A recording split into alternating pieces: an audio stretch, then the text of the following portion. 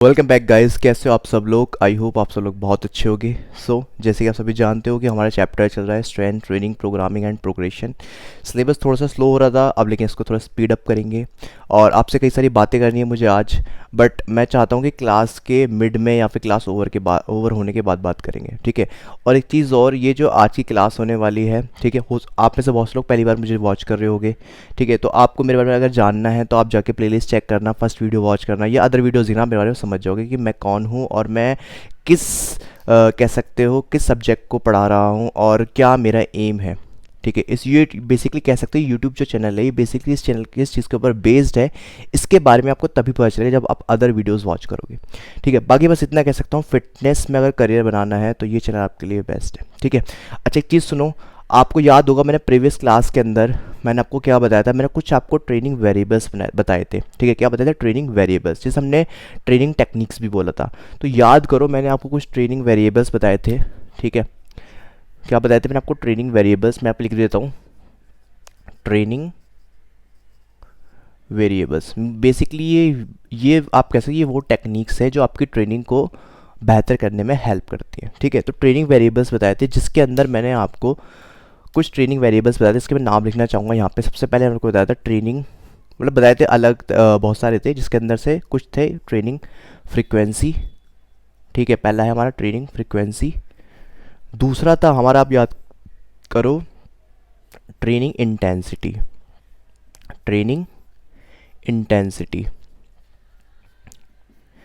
तीसरा था हमारा रेस्ट पीरियड, बोल सकते हो रेस्ट बोल सकते हो, रेस्ट पीरियड। चौथा था हमारा टेम्पो और लास्ट था हमारा ट्रेनिंग वॉल्यूम, ठीक है। क्या था? ट्रेनिंग वॉल्यूम, ठीक है। अब देखो, मैं आपको चीज़ बताना चाहूँगा, ये हो गए हमारे 5 ट्रेनिंग वेरिएबल्स, मैंने आपको ये पढ़ाए थे। बट आप एक चीज़ अगर आपको याद हो, ठीक है, मैंने आपको इन सब के बारे में एक थोड़ा सा इंट्रोडक्शन दिया था।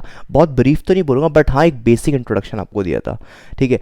और जिन लोगों को वो नहीं पता, तो एक काम करो, आप ना पहले प्रीवियस वीडियो देखो, बस जस्ट से प्रीवियस वीडियो देखना, ठीक है। आपको समझ में आ जाएगा कि मैं किस चीज़ पर बात कर रहा हूँ और ये इनका मतलब है क्या।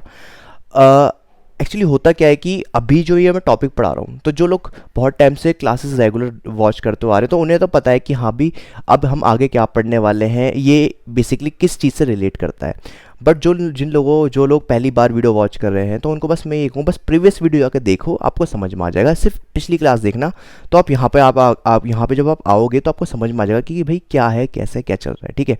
तो प्रीवियस वीडियो देख लेना 2-3, तो आपको समझ में आ जाएगा ये वाली सारी चीज़ें।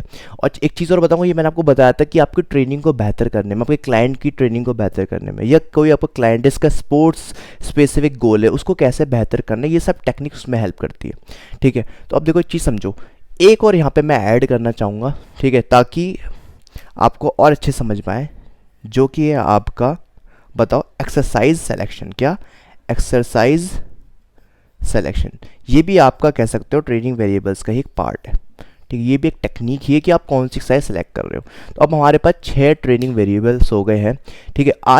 आज कह सकते हो या ऐसे कह सकते हो कि हर ट्रेनिंग वेरिएबल को हम ब्रीफली समझेंगे, ठीक है। उसके बेसिक्स से लेकर एडवांस से समझेंगे कि हाँ भाई इसका मतलब है क्या और ये हमारे ट्रेनिंग के अंदर कैसे हेल्प करता है, ठीक है। और इन टेक्निक्स को कैसे लगाना है। तो मैं क्या करूँगा, मैं ये जो होंगे क्या कह सकते हो, जितने भी हमारे ट्रेनिंग वेरिएबल्स, 6 ट्रेनिंग वेरिएबल्स है, इसको मैं 1 बाय 1 समझाऊंगा और ये सारे आपको छोटे छोटे पार्ट्स में मिलेंगे, ठीक है। छोटे पार्ट्स तो नहीं बोलूँगा, बट ये कहूँ ब्रीफ इंट्रोडक्शन होगा, तो इसलिए ना वीडियो भी लंबी ना हो ज़्यादा, इसलिए मैं इसको छोटे छोटे पार्ट में डिवाइड कर दूंगा इस पूरी वीडियो को, ठीक है। तो मैं सबसे पहले शुरू करने वाला हूँ आपका ट्रेनिंग फ्रिक्वेंसी से। तो आप जो आज वॉच करोगे वो वॉच करो ट्रेनिंग फ्रिक्वेंसी, ठीक है। तो देखो मैं यहाँ पर लिख रहा हूँ ट्रेनिंग फ्रिक्वेंसी। ट्रेनिंग फ्रीक्वेंसी, पहले ट्रेनिंग फ्रीक्वेंसी को एक बार और समझ लेते हैं।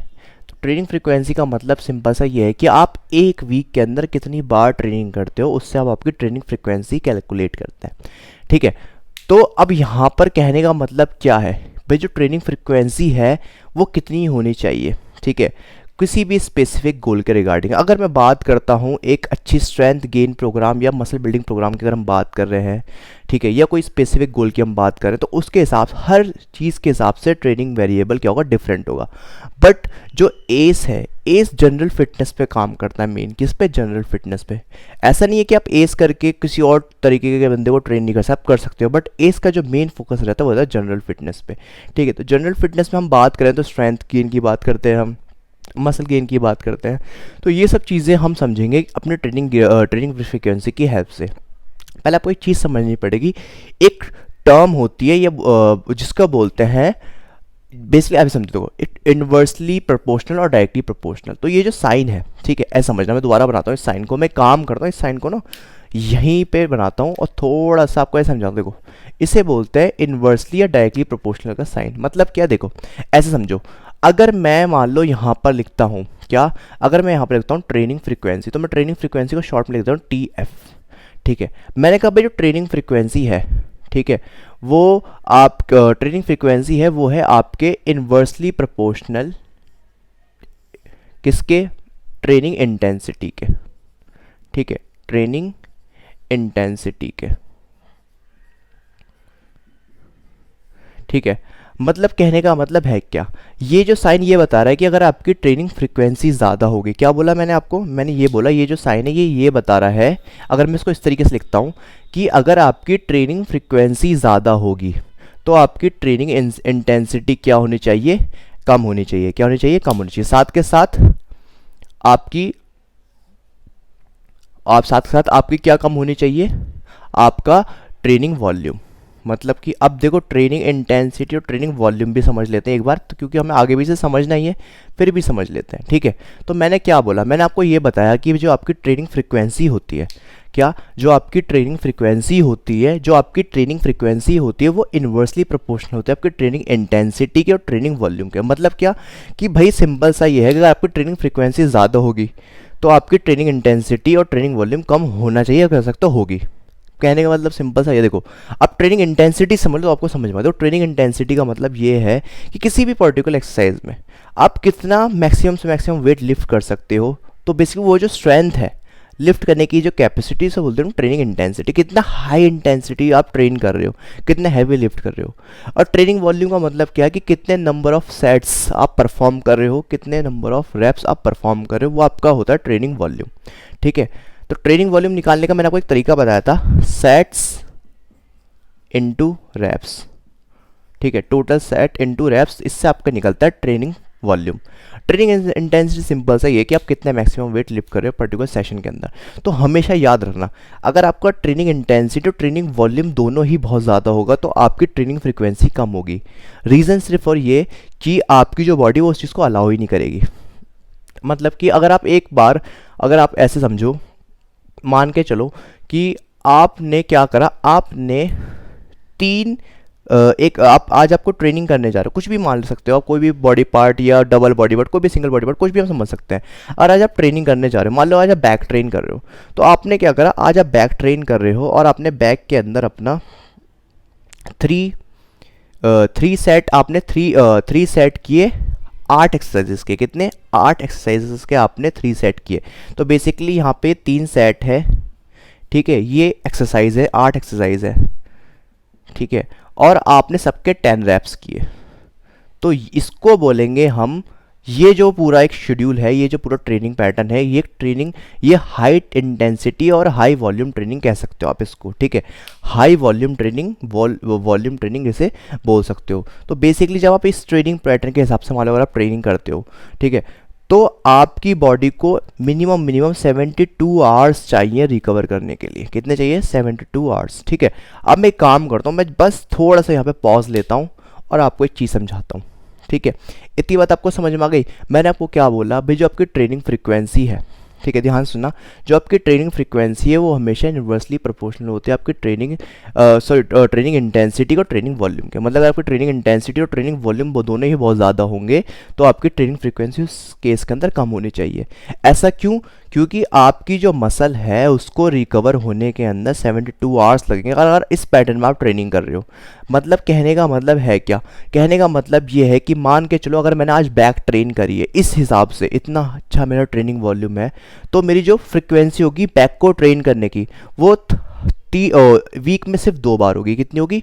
2 बार। उससे ज़्यादा मैं ट्रेन नहीं कर सकता अगर मुझे मैक्सिमम गोल या अपनी हेल्थ को अच्छा रखना है, अपने आप को इंजरी से बचा के रखना है। ठीक है, कोई ऐसी इंजरी ना हो जाए, कुछ ज़्यादा प्रॉब्लम ना हो जाए, तो मुझे क्या ध्यान रखना है कि मुझे अपनी ट्रेनिंग फ्रिक्वेंसी को मेंटेन रखना है। तो कहने का मतलब क्या, अगर मैंने आज मंडे को बैक ट्रेन करी है तो मुझे 72 आवर्स का रेस्ट देना पड़ेगा। और 72 आवर्स बेसिकली आपको 3 डेज़ होते हैं। ठीक है, तो आपने मिनिमम 3 डेज़ का क्या देना है? रेस्ट देना है। इसका मतलब क्या है, अगर मान लो आपने मंडे को अगर आपने मंडे को क्या करे ट्रेन करी थी, बैक ट्रेन करिए, तो इसका मतलब आप 3rd डे से पहले बैक ट्रेन नहीं कर सकते।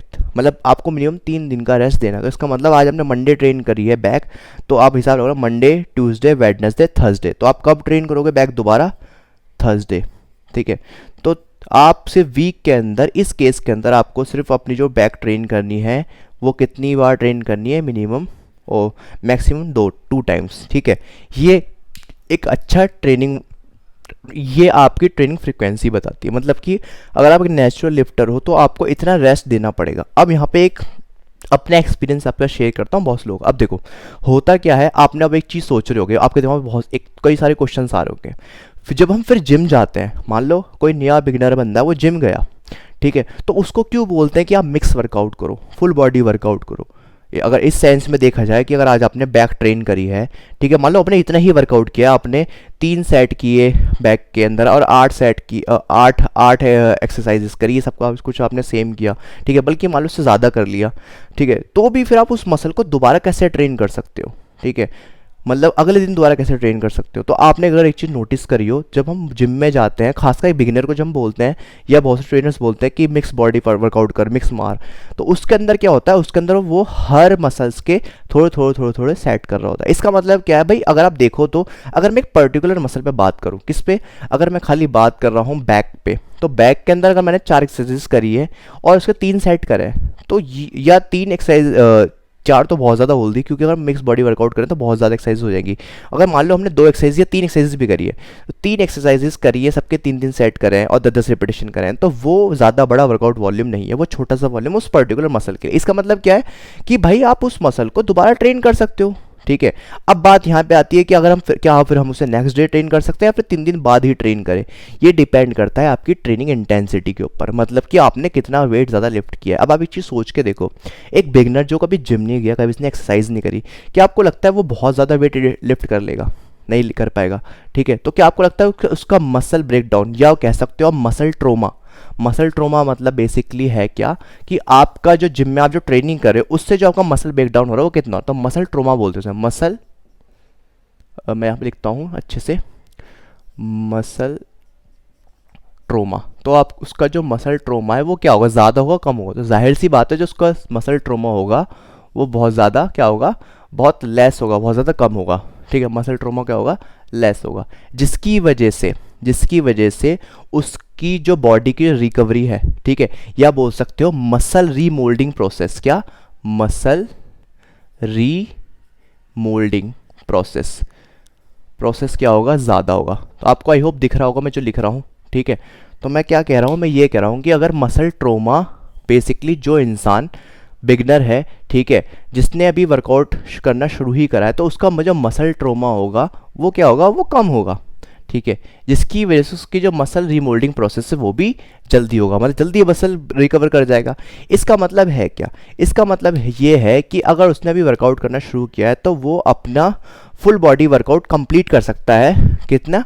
2 to 3 डेज़ के अंदर, 2 to 3 डेज़। तो उसकी जो वर्कआउट फ्रीक्वेंसी बिल्कुल बिगिनर की, अगर वो 2 से 3 दिन भी हफ्ते के अंदर वेट ट्रेनिंग करेगा, या 3 से 4 दिन भी कह सकते हो, तो भी उसको अच्छा रिजल्ट मिल जाएंगे। कि सिर्फ किस लिए? क्योंकि उसकी जो मसल ट्रोमा है वो कम हो रहा है, उसकी मसल रीमोल्डिंग प्रोसेस क्या है? ज़्यादा है। ठीक है, अब ये एक बेसिक जनरल गाइडलाइन है। ठीक है, अगर मैं यहाँ पे अपना एक्सपीरियंस शेयर करूँ तो एक बिगिनर आराम से वीक के अंदर हर मसल को दो बार ट्रेन कर सकता है, या 3 बार भी कर सकता है, अपर बॉडी लोअर बॉडी करके भी कर सकता है अगर एक बिगिनर है, ठीक है, कुछ कुछ दिनों के लिए, है ना। तो इसी तरीके से अगर आप देखो, अब जो यहाँ तो बेसिकली मसल ट्रोमा क्या है आपका कम होगा। इसी तरीके से जो लोग विगरस एक्सरसाइजेस करते हैं, हाई इंटेंसिटी एक्सरसाइजेस करते हैं, तो मैं यहाँ पे लिख देता हूँ, जो लोग विगरस एक्सरसाइजेस करते हैं, या बोल सकते हैं हाई इंटेंसिटी एक्सरसाइजेस करते हैं, विगरस इंटेंसिटी एक्सरसाइजेस करते हैं, ठीक है, ठीक है, तो उनकी जो एक्सरसाइज फ्रीक्वेंसी है वो 4 to 7 डेज एक्सरसाइज कर सकते हैं। उस केस में देखो ये भी है कि मसल ट्रोमा ज़्यादा होगा, ठीक है, मसल रीमोल्डिंग प्रोसेस में भी टाइम लगेगा। तो उस सेंस के अंदर आपने किस चीज़ का ध्यान देना है कि जो आपकी जो वर्कआउट फ्रीक्वेंसी है, या तो को आपको इस तरीके से रखना है कि आपका जो रेस्ट पीरियड है, क्या आपका जो रेस्ट पीरियड है हर एक मसल का एटलीस्ट 72 आवर्स का होना चाहिए, तभी वो अच्छे से रिकवर कर पाएगी। तो मेरा कहने का मतलब सिंपल सा ये है, जो आपकी वर्कआउट फ्रीक्वेंसी है वो डिपेंड करती है आपकी ट्रेनिंग इंटेंसिटी पर, ट्रेनिंग वॉल्यूम में। बस इसमें जो समझना था वो समझने वाली बात क्या थी कि जो आपकी भाई जो वर्कआउट फ्रीक्वेंसी है, ट्रेनिंग फ्रीक्वेंसी, वो डिपेंड किस पे करती है, ट्रेनिंग इंटेंसिटी पे, मतलब आप कितना वेट आप लिफ्ट कर रहे हो, और ट्रेनिंग वॉल्यूम पे। अब जाहिर सी बात है, अगर मैं ट्रेनिंग इंटेंसिटी की बात करूँ तो इंटेंसिटी सबकी डिफरेंट हो सकती है, वो डिपेंड करेगा वो कितना वेट लिफ्ट कर रहा है। बट जो ट्रेनिंग वॉल्यूम है, तो ट्रेनिंग वॉल्यूम अगर आप देखो, अगर कोई बंदा इस तरीके का ट्रेनिंग वॉल्यूम कर रहा है कि भाई 3 सेट कर रहा है, 8 एक्सरसाइजेस कर रहा है, ठीक है, एक मसल के और 10 पे 10 रैप कर रहा है, तो एक अच्छा ट्रेनिंग वॉल्यूम है। इस हिसाब से अगर देखें तो उसको एटलीस्ट 72 आवर्स का रेस्ट देना उस पर्टिकुलर मसल को। तो इसका मतलब क्या है, वो अपनी हर बॉडी पार्ट को वीक में 2 बार ट्रेन कर सकता है ज़्यादा से ज़्यादा। अगर उससे ज़्यादा करेगा तो उसको कोई फ़ायदा नहीं होगा, बल्कि उसकी बॉडी को क्या कह सकते हैं, डैमेज हो सकता है, ठीक है, उसका मेटाबॉलिज्म स्लो हो सकता है। तो बस इस चीज़ को समझाना था आपको कि ट्रेनिंग फ्रीक्वेंसी होती क्या, और वो किसके इन्वर्सली प्रोपोर्शनल होती है, किसके, ट्रेनिंग इंटेंसिटी के और ट्रेनिंग वॉल्यूम के। तो ये पार्ट था आपका ट्रेनिंग फ्रीक्वेंसी का, ठीक है। अच्छा, एक चीज़ और इसमें थोड़ा सा और आगे समझ लेते हैं, छोटी छोटी सी बातें हैं जो रह गई है, ठीक है।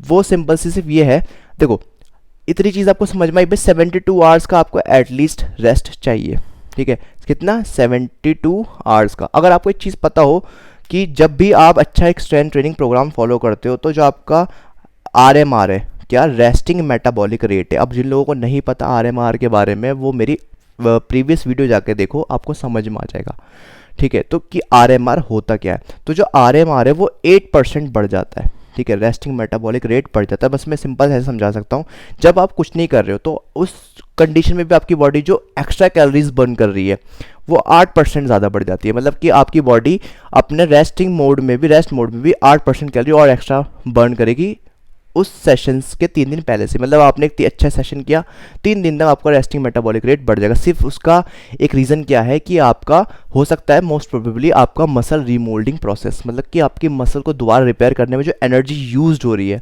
ठीक है, उसी की वजह से आपका रेस्टिंग मेटाबॉलिक रेट बढ़ गया। मतलब उस प्रोसेस की वजह से, मसल रीमोल्डिंग प्रोसेस की वजह से क्या बढ़ गया, आपका रेस्टिंग मेटाबॉलिक रेट कितना, 8%। इतनी बात समझ में आ गई। और आपको एक चीज़ क्या समझ में आ गई, अगर आपका अच्छा ट्रेनिंग वॉल्यूम है तो आपने एक चीज़ का ध्यान देना है कि आपने हर अपनी मसल को, ठीक है, 72 आवर्स का रेस्ट देना है। अगर आपकी ट्रेनिंग फ्रीक्वेंसी बहुत ज़्यादा हाई है, आप हर मसल को वीक में 2 बार ट्रेन कर सकते हो, ठीक है। बिगनर, अगर मान के चलो, अगर बिगनर है जिसने अभी वर्कआउट करना शुरू किया है, ठीक है, तो अगर वो हफ्ते के अंदर 2 से 3 दिन वर्कआउट करेगा, ठीक है, 2 to 3 डेज भी अगर वेट ट्रेनिंग करेगा, वर्कआउट मतलब वेट ट्रेनिंग सेशन करेगा, रेजिस्टेंस ट्रेनिंग सेशन करेगा, तो उसका 1.4 और 10 वीक्स तक, कितने वीक्स तक, 10 वीक्स तक। मैं यहाँ पे लिख रहा हूँ, अगर कोई बिगनर है, मैं दोबारा लिख देता हूँ उसको अच्छे से। मैंने बोला है अगर कोई बिगनर है वो 2 से 3 दिन क्या कर रहा है, ट्रेनिंग कर रहा है, ठीक है, कितने, 10 वीक्स से, तो वो आराम से 1.4 kg तक मसल मास पुट ऑन कर सकता है 10 वीक्स के अंदर, ठीक है। 10 वीक्स तक उसने ट्रेनिंग करी तो वो उसके अंदर इतना मसल मास गेन कर सकता है 1.4 kg। सेम अगर कोई बंदा है जो कि वीक के अंदर 6 डेज ट्रेनिंग कर रहा है, तो उसके भी सेम ये रिजल्ट आएंगे। ऐसा क्यों कि ट्रेनिंग एक बंदा 3 दिन ट्रेनिंग कर रहा है, एक बंदा 6 दिन ट्रेनिंग कर रहा है, और ऑलमोस्ट रिजल्ट सेम है, सिर्फ इसलिए कि ज़रूरी नहीं है कि आप अगर 6 दिन ट्रेनिंग कर रहे हो तो आपकी वर्कआउट इंटेंसिटी और फ्रीक्वेंसी हमेशा अच्छी रहेगी। बस मेन थिंग क्या है कि आपकी वर्कआउट इंटेंसिटी और वॉल्यूम अच्छा होना चाहिए। आप मसल को अच्छे से क्या कर सकते हो, ब्रेक डाउन। मतलब कहने का मतलब सिंपल है, समझो अगर आपका हाई वॉल्यूम ट्रेनिंग कर रहे हो, आप हाई इंटेंसिटी ट्रेनिंग कर रहे हो, तो आप अगर सोचो तो आप क्या कर सकते हो, आप इस केस के अंदर अपना ट्रेनिंग कर सकते हो। आपने अपना क्या करा, इसके अंदर आपने पुश पुल लेग्स आया समझ में, मतलब आपने एक दिन पुश किया, एक दिन पुल किया, एक दिन लेग्स किया, तो 3 दिन किया, तो एक दिन ट्रेनिंग करी, एक दिन रेस्ट, एक दिन ट्रेनिंग करी, एक दिन रेस्ट की दिया, कुछ इस तरीके से आपने ट्रेनिंग करी। इसके अंदर आपने क्या करा, इसके अंदर हो सकता है आपने सिंगल बॉडी पार्ट ट्रेन करे हो, भाई Monday legs, Tuesday back chest, इस तरीके से, ठीक है। तो आपने देखा जाए तो यहाँ पर इंटेंसिटी और यहाँ पे इंटेंसिटी हो सकता है ऑलमोस्ट में सेम हो। इस सेंस के अंदर आप सेम केस के अंदर 1.4 kg muscle mass put on कर सकते हो सेम पीरियड ऑफ टाइम के अंदर, ठीक है, 10 वीक्स के अंदर। तो इनिशियल लेवल जब आप वर्कआउट करना शुरू करते हो तो उस केस के अंदर आप अगर आप ट्रेनिंग फ्रीक्वेंसी पे भी काम करोगे तो भी आपको रिजल्ट अच्छे मिलेंगे, और अगर आप ट्रेनिंग वॉल्यूम और इंटेंसिटी पे काम करोगे तो भी रिजल्ट अच्छे मिलेंगे। मतलब कि अगर आप अच्छे से ट्रेनिंग कर रहे हो, इंटेंसिटी ज़्यादा है, तो जाहिर सी बात है आपका ट्रेनिंग फ्रीक्वेंसी कम होगी। तो इस केस के अंदर ये वाला केस है। लेकिन अगर आपकी ट्रेनिंग फ्रीक्वेंसी ज़्यादा है और ट्रेनिंग इंटेंसिटी, ट्रेनिंग वॉल्यूम कम है, तो आपको 6 डेज वर्कआउट करना पड़ेगा। तो इसको हम कैसे अपने क्लाइंट के साथ यूज़ कर सकते हैं, देखो ऐसे कर सकते हैं। आपका एक नया क्लाइंट आया जो पहली बार वेट ट्रेनिंग कर रहा है, तो बेस्ट ये है कि उसको वेट ट्रेनिंग रेगुलर कराओ। इंटेंसिटी और फ्रीक्वेंसी कम रखो, इंटेंसिटी और वॉल्यूम कम रखो, बट उसकी फ्रीक्वेंसी रेगुलर होनी चाहिए। रीज़न क्यों, क्योंकि उसका जो मसल रिमोल्डिंग प्रोसेस वही फास्ट होगा, जल्दी उसकी बॉडी रिकवर कर जाएगी, ठीक है। दूसरी चीज़ ये है कि वेट ट्रेनिंग से आपका मेटाबॉलिज्म क्या रहता है, बूस्टअप रहता है, आपका रेस्टिंग मेटाबॉलिक रेट हाई रहता है। तो उसका अगर मान लो उसका गोल फैट लॉस है तो वो गोल और तेज़ी से अचीव कर सकता है, ठीक है।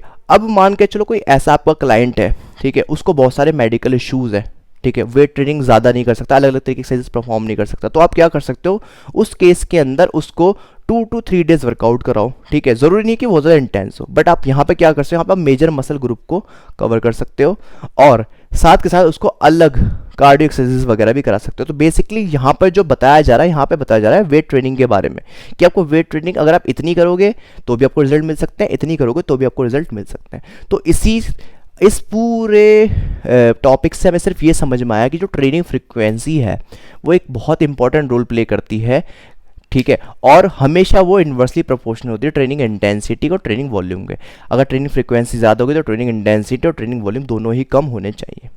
तो गाइज ये थी आज की क्लास, ठीक है। आज की क्लास सिर्फ इसलिए बोल रहा हूँ क्योंकि मैं तो अभी आगे कंटिन्यू करने वाला हूँ, बट ये पार्ट आपको यहाँ पे मिलेगा खत्म, ठीक है। नेक्स्ट वीडियो जो आप वॉच करो उसमें अगला पार्ट होगा आपका ट्रेनिंग इंटेंसिटी, ठीक है, कि ट्रेनिंग इंटेंसिटी होती क्या है। या मैं काम करता हूँ ट्रेनिंग इंटेंसिटी को छोड़ के मैं काम करता हूँ, मैं एक एक्सरसाइज सिलेक्शन पे चलता हूँ पहले, क्योंकि जो बुक है, जो मैंने बुक डिज़ाइन करी है, जो बुक है हमारे पास है, उसके अंदर कुछ इस तरीके से पैटर्न में ही दे रखी है सारी चीज़ें।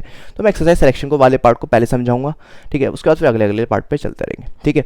अच्छा एक चीज़ और, बुक्स आपके क्वेश्चन पेपर या कह सकते हो स्टडी मटेरियल का जितना भी पार्ट है सब आपको प्रोवाइड कराऊंगा। एक सिंगल रुपया आपको पे करने की ज़रूरत नहीं है, ठीक है। तो मैं कोशिश करता हूँ, बस मुझे 1-2 दिन और दो, हो सकता है जिस आप में से बहुत सारे जब वो इस वीडियो को पहली बार वॉच कर रहे होगे तो आपको इन्फॉर्मेशन मिल चुकी होगी कि आपको बुक्स भी मिल चुकी होगी, ठीक है, बुक्स और स्टडी मटेरियल आपको मिल चुका होगा। रही बात ऑनलाइन क्लासेस की जो मैं शुरू करने वाला हूँ, उसकी भी इन्फॉर्मेशन आपको साथ में दे दूंगा, ठीक है। तो आपको ऑलमोस्ट सारी आपकी जो क्वायरी है वो पूरी हो जाएगी। एक क्वेश्चन था, बस उसको कवर करना चाहूँगा, उससे किसी एक स्टूडेंट ने पूछा था, वो न्यूट्रिशन का पार्ट का था, फिर भी मैं कवर कर देता हूँ कि जो ऑलिगोसैकेराइड्स होते हैं वो जब हमारी बॉडी डाइजेस्ट नहीं कर सकती तो उसके हमारी बॉडी में हेल्प क्या है। तो सिंपल सा आपको पता होगा, ऑलिगोसैकेराइड्स भी एक टाइप के फाइबर्स हैं, और फाइबर हमारी बॉडी डाइजेस्ट नहीं कर पाती, इसलिए इंपॉर्टेंट है फाइबर। क्यों, ताकि जो फूड आपने जो खाया है ना, वो आपकी बॉडी से ईजिली इजैकुलेट हो जाए। मतलब फाइबर क्या करते हैं, वो आपकी बॉल मूवमेंट जो है, खाने को जो माउथ से और जो एनएस तक बाहर निकालने में जो हेल्प करता है, उस मूवमेंट को बरकरार करने में हेल्प रखता है, ठीक है।